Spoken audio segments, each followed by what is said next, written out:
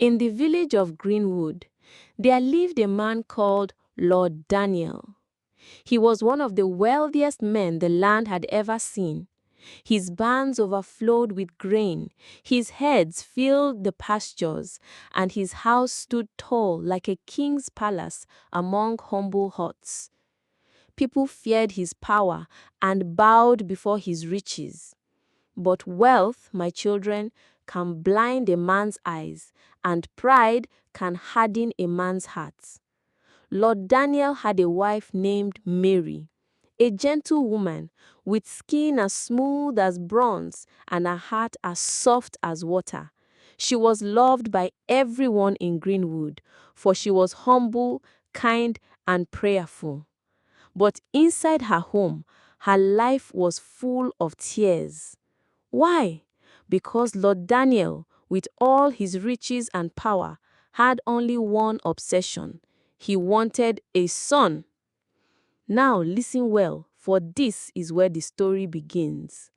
Mary had already given birth to 3 daughters. Anna, the eldest, strong and wise. Grace, gentle and quiet. And Rose, playful and full of laughter.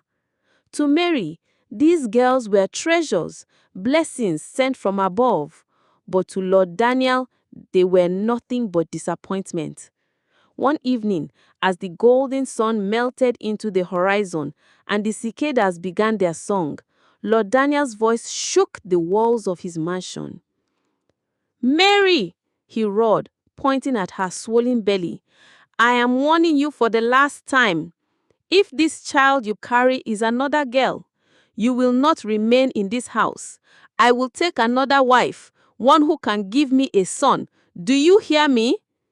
Mary, weak and 8 months heavy with child, trembled. Her hands clutched her belly as though to shield the unborn child from her husband's curse. Her voice quivered like the wind through dry leaves.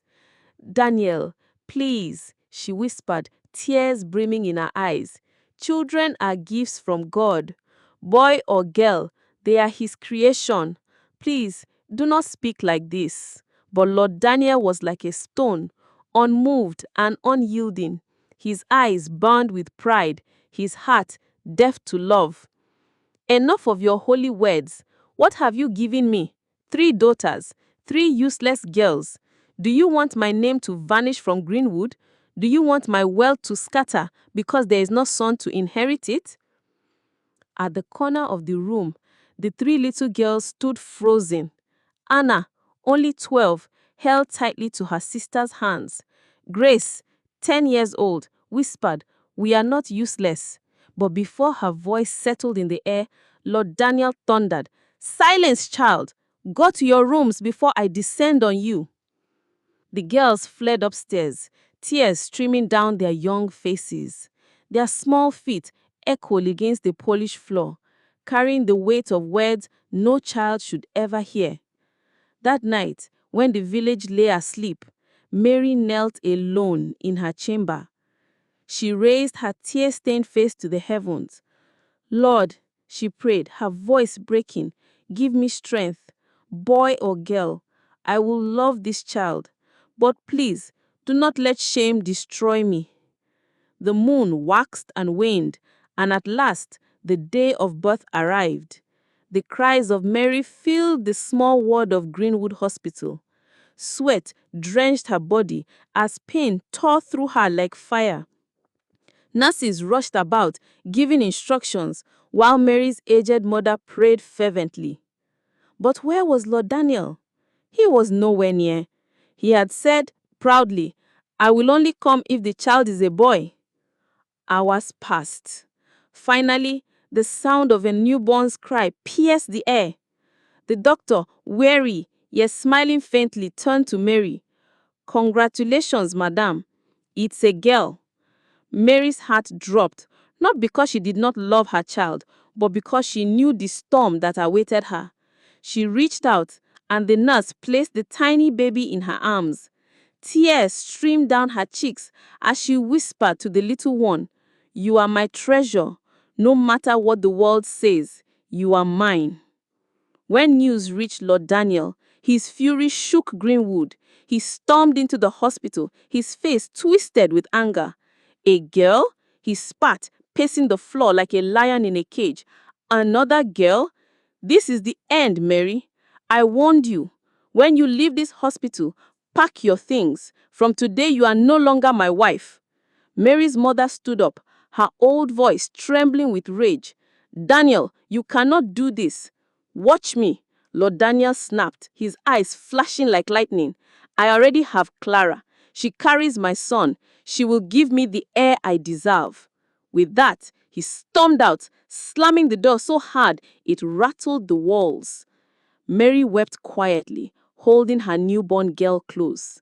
Her mother placed a hand on her shoulder. Don't cry, my daughter, she whispered. This man is not God. He may abandon you, but you are not alone. When Mary was discharged, no car came for her. No husband, no driver. Only her old father came with a rusty cart to carry her and the children back to their small cracked house at the edge of Greenwood. From a mansion with shining floors, Mary had returned to a leaking roof and bare walls. The struggle began. The little savings Mary had could barely feed her 4 children. Anna carried loaves of bread on her head. Grace hawked cold water. Rose sold groundnuts in the dusty marketplace. Every day they battled hunger, insults, and the harsh sun. Then sorrow struck again. The baby, named Hope, fell gravely ill. Mary ran to the hospital, begging the doctor to treat her. Madam, pay a deposit first, the doctor said coldly. Please, my baby is dying. Help me. I will pay later. But her cries fell on deaf ears. By the time she gathered a few coins, it was too late. Hope, the child her father had rejected, breathed her last in Mary's arms. That night, Greenwood heard a cry so piercing it seemed the earth itself mourned. Mary wept until her body shook. Anna, Grace, and Rose clung to her, their small arms trying to hold together the pieces of her broken heart. Why, Lord? Why? Why this pain? At Hope's burial, beneath a small tree behind her father's hut, Mary knelt in the dust, her tears wetting the earth. Forgive me, Hope, she whispered. Forgive me that I could not save you. The neighbors whispered among themselves. Some pitied her, others mocked. If she had given Daniel a son, she would still be living in the palace, one woman sneered. Mary heard it all, but she rose, wiping her tears. She held her daughters close. Come, my children, the world may laugh at us now, but one day you will rise. One day the world will know you are not useless. From that day, life became a battle of survival. The girls hawked under the burning sun, running from angry drivers and mocking schoolmates. Hunger gnawed at their bellies, but Mary's words became their anchor. At night, when they lay on mats in the dim glow of a kerosene lamp, Mary would whisper, "They may call you useless, but remember, girls are not useless. One day, you will shine brighter than gold." The children held those words in their hearts, even as tears stained their pillows. Meanwhile, in his mansion, Lord Daniel laughed and danced. Clara, his new wife, had given him a baby boy. He paraded the child through Greenwood, boasting, "Here is my heir. Here is the one who will carry my name." But my children, remember this. The gods see all.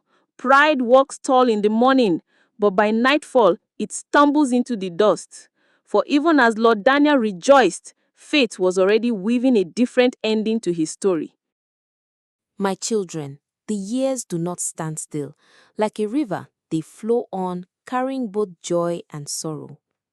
In Greenwood Village, the story of Mary and her daughters continued like a song sung in whispers, sometimes heavy with tears, sometimes lifted with hope. Anna, Grace, and Rose grew quickly, their childhood stolen by hardship. From sunrise to sunset, their feet pounded the dusty roads, their small hands carrying the weight of survival. Anna, the eldest, learned to be strong, her shoulders bending but never breaking. Grace, quiet and thoughtful, often wept in secret but hid her pain behind gentle smiles. Rose, the youngest, once full of laughter, now carried a seriousness beyond her years. Everywhere they went, people mocked. "See Lord Daniel's daughters," some whispered with pity. Others scoffed. "Useless girls. If only their mother had given birth to a son, they would still be in the palace." But Mary would gather them at night, her voice steady even when her heart trembled. "Do not let the world's words bury you," she told them. "Remember this, you are not useless. You are diamonds hidden in the dust. One day you will shine, and those who mocked you will bow their heads in shame." The girls held on to those words like a torch in darkness. Meanwhile, Lord Daniel's mansion echoed with songs of pride. Clara, his new wife, had indeed given him a son. Daniel called him Samuel, parading him like a crown jewel. At festivals, he carried the boy on his shoulders. At meetings with chiefs, he declared, "Here is my heir, the one who will carry the Daniel name." But wealth in the hands of the proud is like water poured into a basket. It does not last. Clara, though beautiful, was greedy and cunning. She dressed in fine silks, threw feasts that lasted till morning, and welcomed her relatives into the palace like flies to honey. They ate, drank, and squandered Lord Daniel's riches. Samuel grew up spoilt, taught nothing of discipline. Every desire he had was met. If he wanted a toy, it was bought. If he wanted to stay out late, no one stopped him. He grew proud and reckless, learning only how to take and never how to give.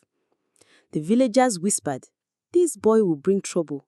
But Daniel, blinded by his pride, said, "He is my son. He is my future." Back in the small hut, Mary's daughters were slowly carving a new path. Anna studied by candlelight long into the night, her hunger forgotten, and she buried herself in her books. Grace discovered her love for poetry, writing words that poured from her heart like streams.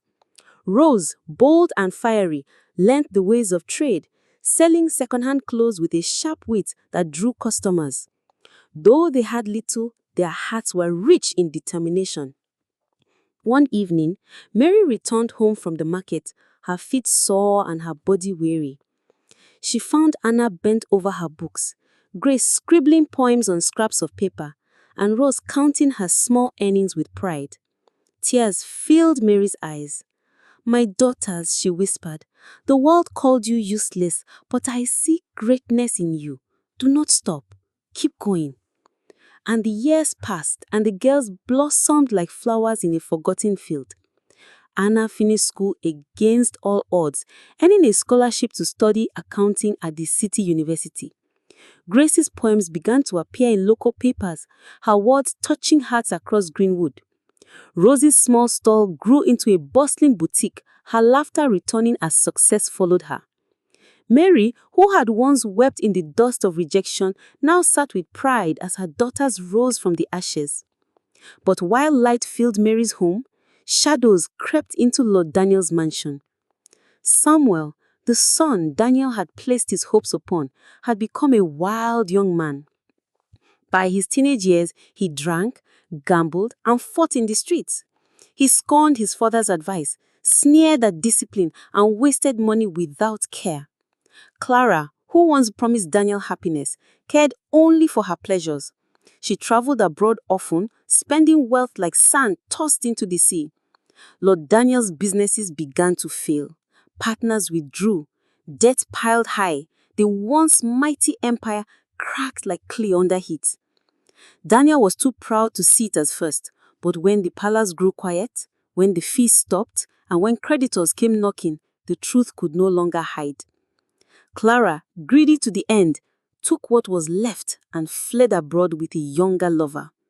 Samuel, spoilt and lost, fell deep into vice, bringing shame instead of pride. Lord Daniel, once the wealthiest man in Greenwood, was left alone in a mansion stripped of glory. One evening, as the crickets sang and the moon cast a pale light, Daniel sat on the cold marble floor of his empty hall. His fine clothes were gone, replaced by rags. His proud shoulders bent low. Tears streamed down his cheeks.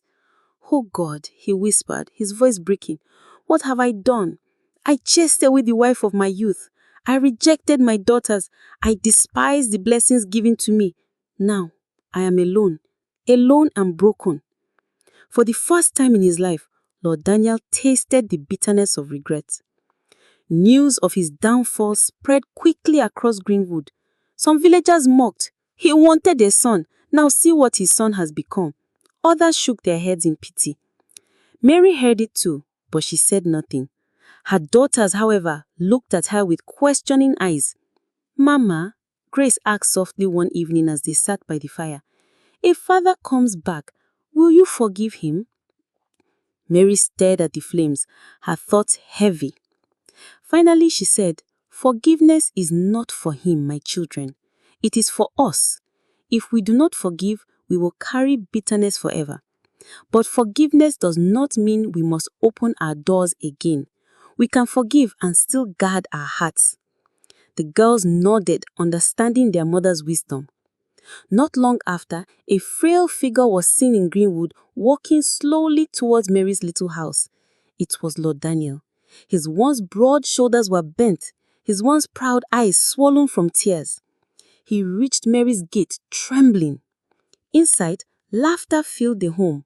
Anna had returned from her new job as an accountant. Grace was reading one of her poems aloud, and Rose shared stories from her boutique. Mary sat among them, smiling. Her home was filled with peace. Then came the knock. Anna opened the door and froze. There stood her father, once the mighty Lord Daniel, now a broken man. His lips trembled, his voice cracked. "My daughter, please call my mother."